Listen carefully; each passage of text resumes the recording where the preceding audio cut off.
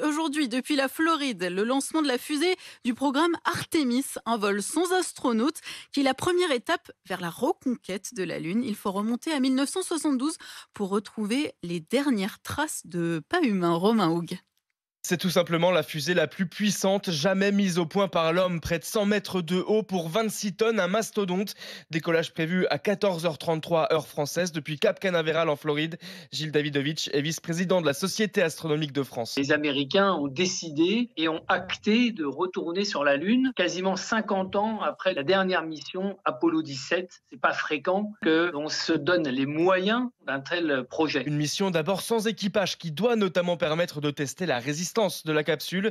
Mais tout cela n'est qu'une étape vers un objectif encore plus ambitieux, assure Didier Schmitt de l'Agence spatiale européenne. L'objectif ultime du programme Artemis, c'est vraiment Mars. Ça veut dire que les scénarios de la première mission martienne habitée est déjà préparé. Le premier voyage habité d'Artemis est prévu pour 2025. La capsule accueillera également des astronautes européens et peut-être français.